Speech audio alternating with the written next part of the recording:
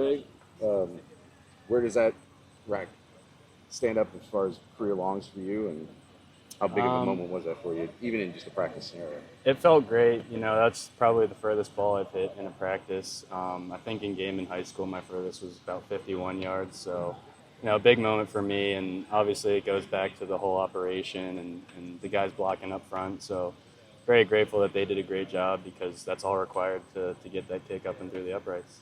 How did that operation sort of come together? I know there's still some moving parts there too, as far as probably guys moving in and out and doing some different things. But was that something that came together pretty naturally for you guys? Yeah, I mean, we worked so much over the summer. I can't even count how many reps we did. And, I've gotten work with Sam Dubwig as my holder. I've gotten reps with Jack as my holder. I've gotten reps with both snappers. So I really have experience with all guys at this point, and I trust that they're always going to do their job. So every time I step out on that field, it's no doubt that they're going to do what they need to do in order for me to succeed. And it's just a trust that we've built throughout our work. Some kickers have real distance and some don't. Have you always thought that is like a strength of your game?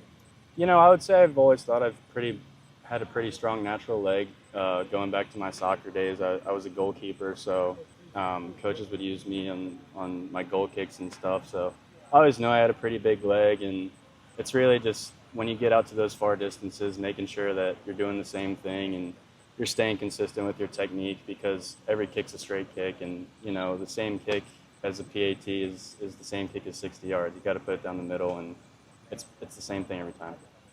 What are some areas you feel like you and the rest of the special teams unit have improved on this week in fall camp? This week, I definitely say the consistency. That's definitely what our coaches have been striving for us to do better in the most, and that comes with time and practice, and it goes back to the summer. Like I was saying, we do all that work together, and just putting those reps in, and the more we do it, the more it just becomes like a daily job, and I definitely think we made a stride in that this week. Kind of tell us your path from Stores to West Lafayette, how it all developed.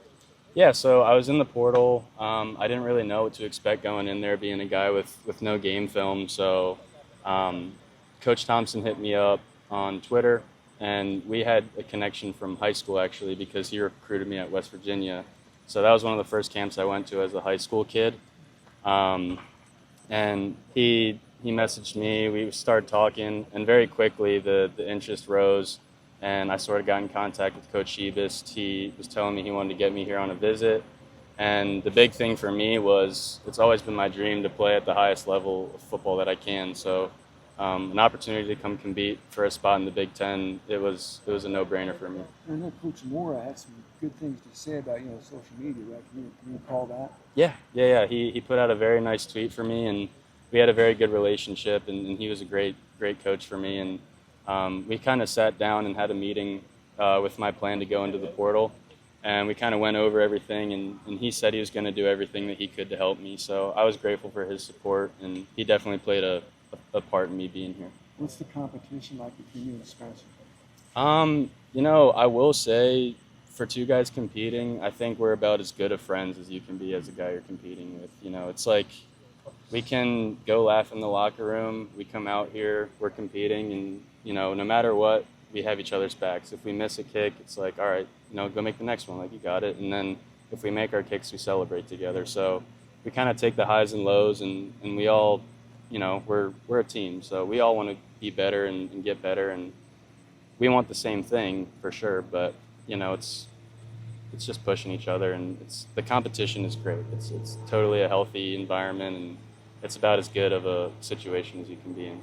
What were your first impressions of Coach Shebist in that recruiting process?